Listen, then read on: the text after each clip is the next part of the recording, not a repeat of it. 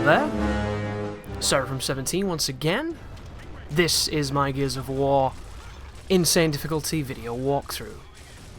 This first video is going to set the pace for the rest of the walkthrough, and I'm going to be outlining some things that are going to be a little bit different, guys, as well as giving you some information. I will not be giving you too much strategy because this first mission is literally keep your distance, use the hammer burst, stay in cover, don't get greedy, and you'll win. But firstly, because the videos are really short, because all I'll be doing is the combat sequences, and I know quite a lot about this game, so I can make some of them really quick and easy to handle, I'm not going to have an opportunity to talk for too long, so I'm going to be omitting my introduction. I will only be saying the level of whatever stage we're on, and then we'll be going straight into the commentary. So it'll be the first time and the last time that you hear my standard introduction, just to test it out, see how it works, see if anybody likes it, see if it changes the dynamic of the video. I'm always up for something new. And then a couple of pieces of information about the game, and about myself, and about my history with Gears. So I'm really into Gears of War at the moment. I've got back into it. I don't even know why, I just kind of have. So I apologise if this is the last thing you want to be seeing when Gears of War 4 is still running on the channel, but unfortunately, here we are. If I could do Gears of War 2 and 3, I would, but they're not on PC, and I ain't touching them on console, because there's just no need. But this version you're watching right now is the original 2006 PC release. This has all the settings on as high as they'll go. It's running at over 200 frames a second. It feels, plays and runs amazingly, but it did not immediately. I had to put in a little bit of work. So I went into the config files for anybody interested, and I messed with some settings so that I could remove the frame limiter. So the cap on the frame limit is no longer 62 now. You can have it unlimited pretty much and have it as high as you need it to be, which is really nice. I also got rid of motion blur. I got rid of depth of field so that I can see, you know, the best picture I can at all times without any post-processing happening.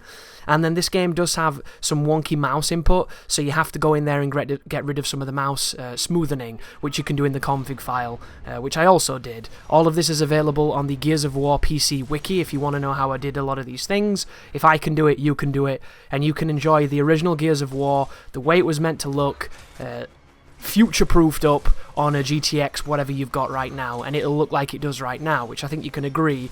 This game looks absolutely beautiful considering it's over 10 years old. So massive shout out to Epic and the technology that they were able to put into this title, because it really is a pleasure and a dream to play, it must be said. And yes, Gears of War 1 has aged, but it is still one of the greatest third-person shooters in existence, which pretty much standardized and revolutionized the custom and the idea of cover.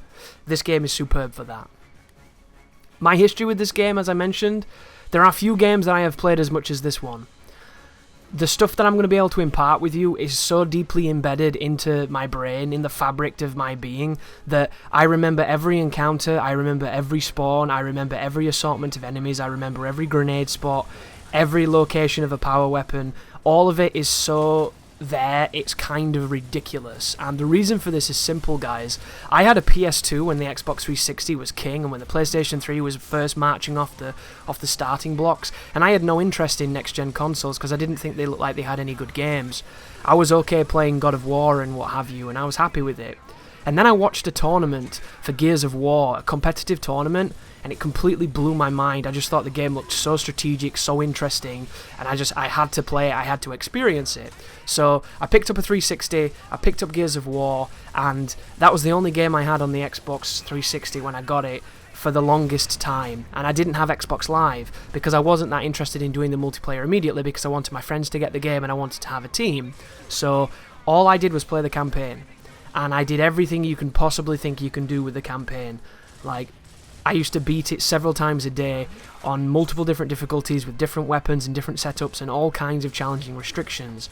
So it's led to this foundation of information that I can't really give you on for instance, Resident Evil 2's coming out, right? I don't know anything about that game, really. I've beat it twice, but I couldn't really give you too much help, other than a couple of things I remember. Whereas this, I know it all. It's kind of ridiculous, and I'm hoping that, as arrogant as this sounds, probably somebody clicking off right now being, this guy sounds like he's full of shit, and I might sound like I'm full of shit, and you might not think that this is impressive gameplay right now, because the hammer burst in this game is very underwhelming, and this introduction is not the best area for strategy, because it's one of those fights where you can't really stop anything other than playing standard third-person shooter cover stuff. But This is a very special game to me, and it's one of the reasons that I wanted to start my channel, and I haven't made a walkthrough for it, so now is the time, finally. Thank you very much for watching, and you take care now.